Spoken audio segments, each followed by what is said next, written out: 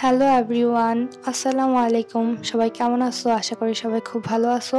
So আজকে তোমাদের সাথে আমি আমার ব্লগ 3 নিয়ে আসলাম।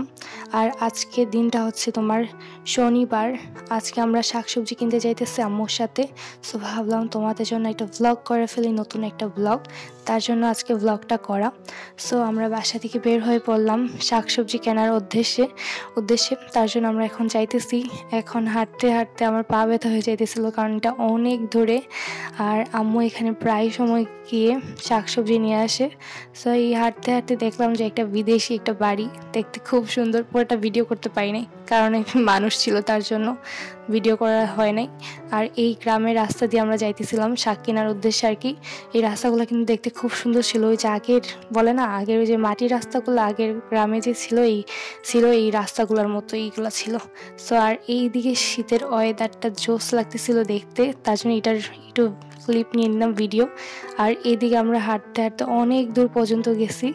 মানে এত দূরে এই বাগানটা হাঁটতে হাঁটতে পুরোপুরি আমার পা ব্যথা হয়ে গেছে। আমার সাথে ফার্স্ট টাইম আমি গিয়ে আমার পা ব্যথা করে নিয়ে আসছি।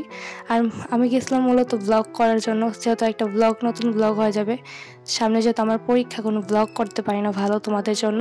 আর আমি এই যে নতুন ব্লগার, তার জন্য আরও বেশি ব্লগ করতে পারি না ভালোভাবে। আর এই যে দেখতে দেখতে আমরা বাগানে চলে আসছি। আর আমি কথা বলতে বলতে ভুলে গেছি বাগানের কথা বলতে তোমাদের সাথে। এই যে লাউ ধরে আছে, কি সুন্দর। এরকম আরও এখানে জিনিসপত্র আছে, প্রায় তোমার 10-12টা এখানে লাউ ধরে আছে। আর এখানে হচ্ছে শিম গাছ আছে, বেগুন গাছ আছে। চলো তাহলে তোমাদেরকে শিমগুলো একটু দেখাই দিই, কি সুন্দর যে শিম ধরে আছে এখানে। আচ্ছা, পুরো বাগানটাকে একবার দেখাই দিই তোমাদেরকে। এখন দেখাবো তোমাদেরকে শিম গাছ, কি সুন্দর শিম গাছ ধরে আসছে এখানে। শিমগুলো দেখতে কিন্তু সেই দারুণ ছিল। আর আম্মু এখান থেকে শিমও নিচ্ছে, লাউ নিচ্ছে, তারপর তোমার শাক নিচ্ছে।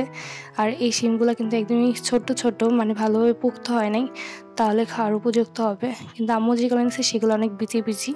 তো আর এইদিকে পুরো বাগানটা আমি তোমাদেরকে দেখাই দিলাম। ওইদিকে আরও বাগান অনেক বড়, এটা শাক আছে আছে, কিন্তু আম্মু এতদূর পর্যন্ত যায় নাই।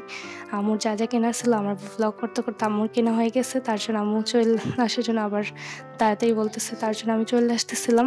কিন্তু বলতে আমার জন্য আরেকটু ভিডিও ক্লিপ নিয়ে নিই।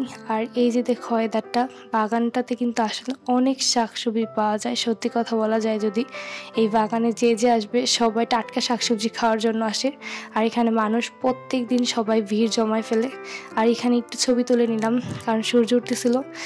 আর আমরা হাঁটতে হাঁটতে আবার বাসায় চলে আসছি, যেহেতু অনেক হাঁটাহাঁটি হয়ে গেছে, আর হাঁটবো না। তো আজকের ব্লগটা এই পর্যন্তই। আমি বাসায় যাচ্ছি, অতটুকু আর ব্লগ করিনি, কারণ তার ভিডিওটা একটু বেশি বড় হয়ে যেতেছিলো আর জন্য। আর তোমাদের কেমন ব্লগ চাই অবশ্যই আমাকে কমেন্টে জানাবা, তাহলে না আমি তোমাদের জন্য নতুন ব্লগ তোমাদের মন পছন্দের মতো নিয়ে আসতে পারবো। তো আজকে ভিডিওটা এই পর্যন্তই। বাই বাই, আল্লাহ হাফিজ।